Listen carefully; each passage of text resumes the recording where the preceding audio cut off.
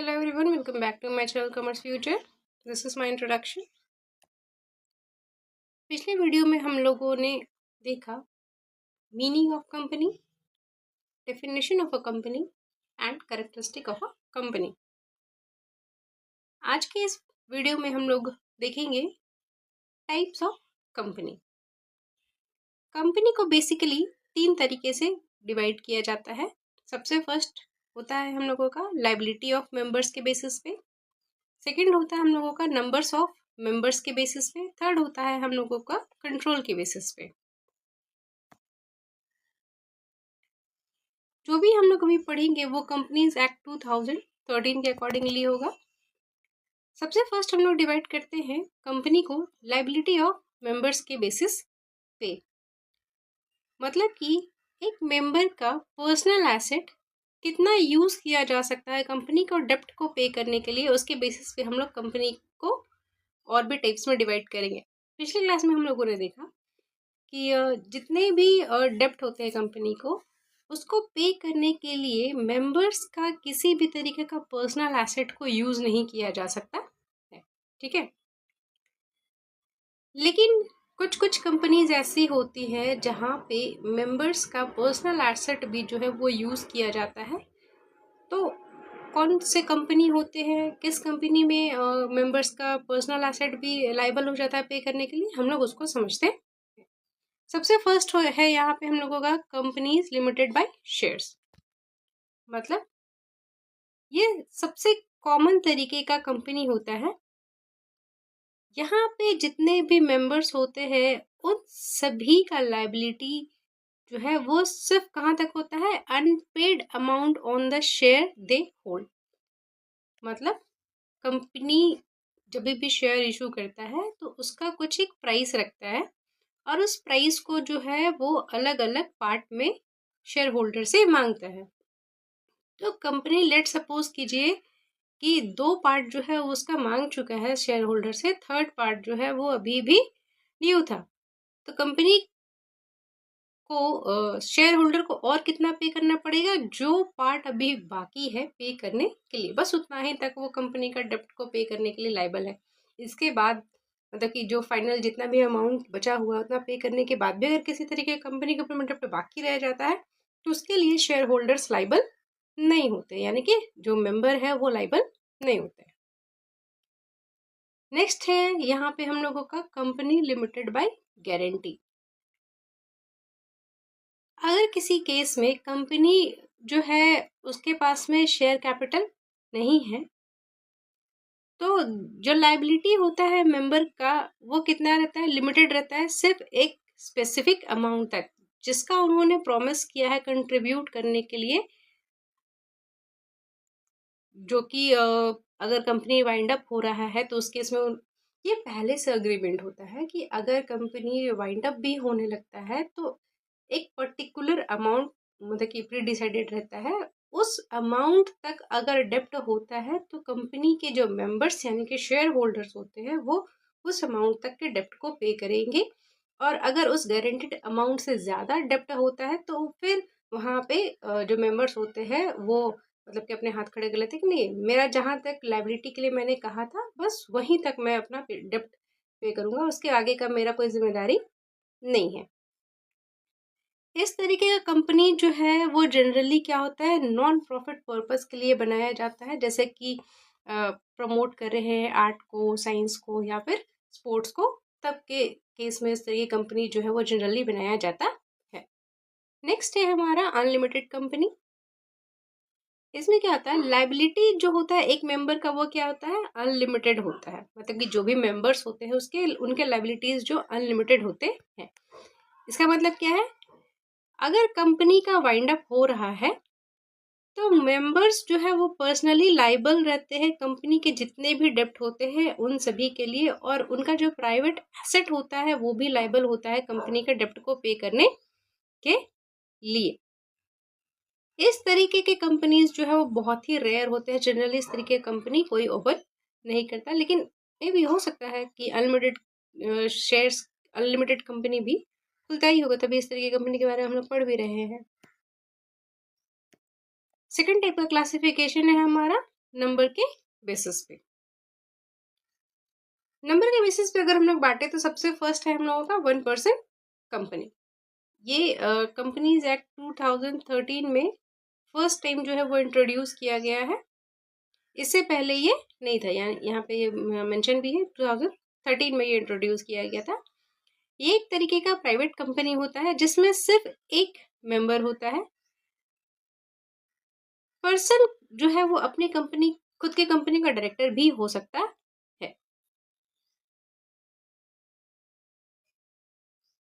ये कंपनी इस तरह की कंपनी लाने का सरकार का मोटिव ये था कि जो भी सिंगल जो एंटरप्रेन्योर है उन सभी को कंपनी को जो भी फायदे होते हैं एक कंपनी के रूप में, वो सभी फायदे जो है वो सिंगल पर्सन को जो है वो मिल सके।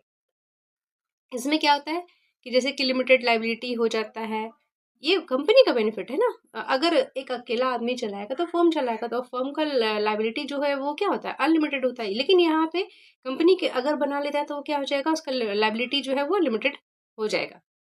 यहाँ पे उसको बहुत सारे लोगों का जरूरत नहीं पड़ता, मतलब कि वो चाहे तो अपना अकेली का कंपनी जो है वो रन कर सकता है।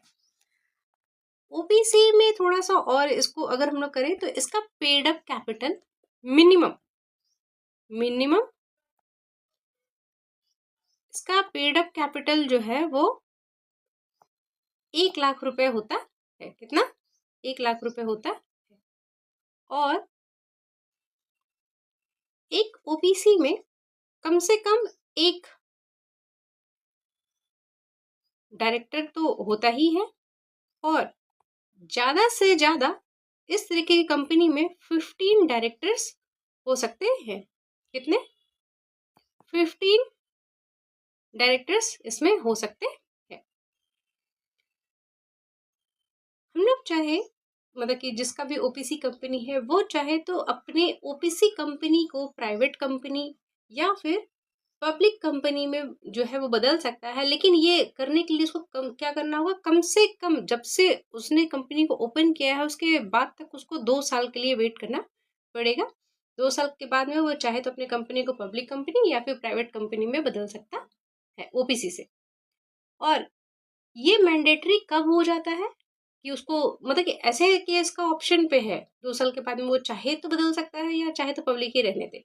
लेकिन मैंडेटरी कब हो जाएगा, अगर उसका कैपिटल 50 लाख रुपए से ज्यादा हो जाए, तब के केस में उसको मैंडेटरी हो जाएगा कि उसको एक प्राइवेट कंपनी या फिर पब्लिक कंपनी में कन्वर्ट हो जाना होगा, या फिर उसका जो टर्नओवर है, टर्नओवर जो है उसका क्या हो जाए, 2 करोड़ से ज्यादा हो जाए।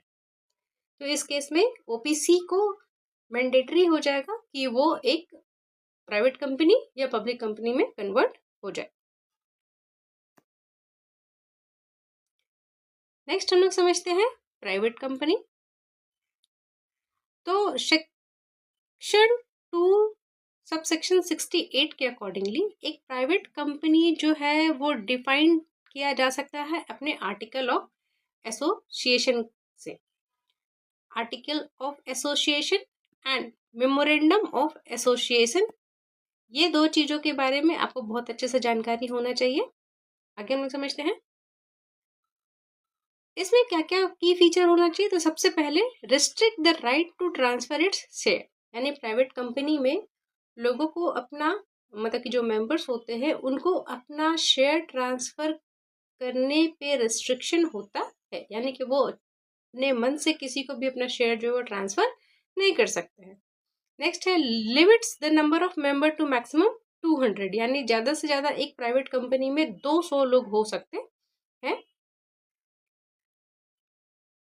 यहाँ पे पब्लिक से किसी भी तरीके के इनविटेशन मांगने, जैसे कि शेयर या फिर डिवेंचर बेचने के लिए वो इनविटेशन जो है नहीं मांग सकते, मतलब कि अपना शेयर वो पब्लिकली बेच भी नहीं सकते, ना ही वो अपना डिवेंचर जो है वो पब्लिकली बेच सकते हैं। यहाँ पे कम से कम 2 मेंबर और 2 डायरेक्टर की जरूरत होती है, यानी यहाँ पे कम से कम 2 मेंबर और कम से कम 2 डायरेक्टर तो होना ही चाहिए।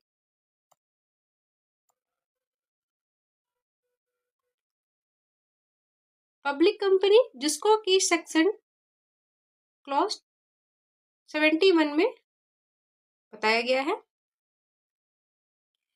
इसके अकॉर्डिंगली एक पब्लिक कंपनी जो है वो प्राइवेट कंपनी नहीं होता है। इसमें क्या क्या फीचर्स होते हैं, तो यहाँ पे किसी तरीके का कोई रिस्ट्रिक्शन नहीं होता है अपने शेयर्स को ट्रांसफ़र करने के लिए। यहाँ पे किसी भी तरीके का लिमिट नहीं होता है, मैक्सिमम मेंबर्स को रखने का कोई लिमिट नहीं होता है। ये कंपनीज जो है वो इनवाइट कर सकते हैं शेयर्स और डिबेंचर के लिए लोगों को। यहाँ पे कम से कम, यहाँ पे मिनिमम का लिमिट है कि यहाँ पे मिनिमम 7 लोग होने चाहिए मेंबर्स के रूप में और 3 लोग होने चाहिए डायरेक्टर्स के रूप में। कंट्रोल की बेसिस पे कंपनी को जो है वो अभी हम लोग समझेंगे कि कितने पार्ट में डिवाइड किया गया है। सबसे फर्स्ट है हम लोगों का होल्डिंग कंपनी। यहाँ पे 2 कंपनीज का बात किया जा रहा है, यानी कि holding company is a company that hold control interest in another company. मतलब कि अगर कोई एक होल्डिंग कंपनी है वो क्या करेगा, दूसरी कंपनी का मतलब कि उस पर कंट्रोल रखेगा, उसके इंटरेस्ट पे भी कंट्रोल रहेगा। इंटरेस्ट मतलब कि ये क्या करेगा, इसमें ये कंपनी जो है वो डिसाइड करेगा। लेट सपोज कीजिए ये ए है ये बी है, तो कंपनी बी में क्या होगा वो ए के मर्जी से होगा। यहाँ पे मतलब कि ज़्यादा इसके पास में शेयर होता है कंपनी ए के पास में। नेक्स्ट है हम लोगों का सब्सिडियरी कंपनी। अगर ए आपका होल्डिंग कंपनी है, ए आपका अगर होल्डिंग कंपनी है तो बी आपका क्या हो जाएगा, सब्सिडियरी कंपनी, यानी कि ये किसी और के अंडर में काम कर रहा है। ठीक है। सब्सिडियरी कंपनी के जो बोर्ड ऑफ डायरेक्टर्स होते हैं, इसका भी जो कंपोजिशन होता है इसको भी कंट्रोल किया जाता है। एक्सरसाइज और जो कंट्रोल होता है वो हाफ से ज़्यादा जो, और या फिर वोटिंग पावर जो है वो हाफ से ज़्यादा किसके पास में रहता है, होल्डिंग कंपनी के पास में होता है। Essentially company that controls by another company, यानी कि the holding company. Holding company जो है वो क्या है, उसके पास में इसका 50% से ज़्यादा होल्ड रहता है। मतलब कि 51% भी अगर किसी कंपनी के पास में, लेट सपोज कि कंपनी ए के पास में अगर 51% शेयर है कंपनी बी का, यानी कि कंपनी ए क्या है, होल्डिंग कंपनी है, और कंपनी बी क्या है, सब्सिडरी कंपनी है। कंपनी बी को जो भी डिसीजन लेना होगा वो कंपनी ए से के सहमति से लेना पड़ेगा। और भी तरीके के कंपनीज होते हैं, जैसे कि यह है आपका गवर्नमेंट कंपनी, फॉरेन कंपनी और स्मॉल कंपनी। गवर्नमेंट कंपनी क्या होता है, जहाँ पे 51% पेड अप शेयर जो है वो किसका होता है, सेंट्रल गवर्नमेंट का होता है या स्टेट गवर्नमेंट का होता है, या फिर दोनों का मिला करके हो सकता है। फॉरेन कंपनी जो है वो क्या है, जो इंडिया के बाहर बना है लेकिन उसका बिजनेस जो है वो इंडिया में चल रहा है। स्मॉल कंपनी जो है वो क्या है, एक तरीके का कंपनी होता है जो कि अदर देन पब्लिक कंपनी है। इसको हम लोग स्मॉल कंपनी कैसे कहेंगे, इसके पेड अप शेयर जो कैपिटल होता है ना उसके बेसिस पे और उसके टर्नओवर के बेसिस पे हम लोग उसको बताते हैं कि ये स्मॉल कंपनी है।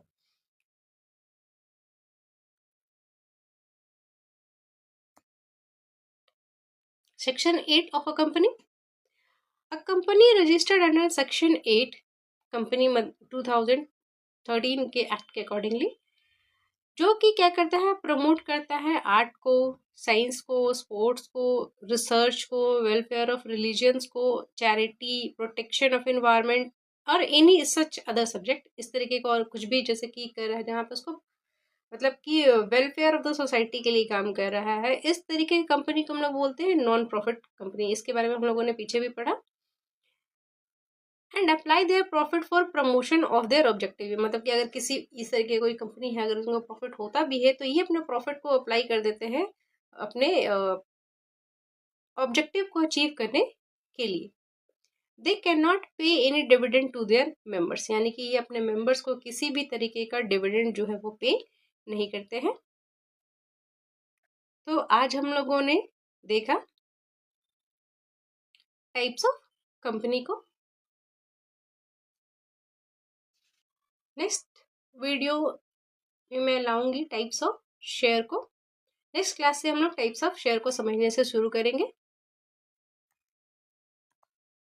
अगर आपको ये वीडियो अच्छा लगा हो तो इसको लाइक कीजिए। आप अपने फ्रेंड के साथ में इसको शेयर भी कर सकते हैं।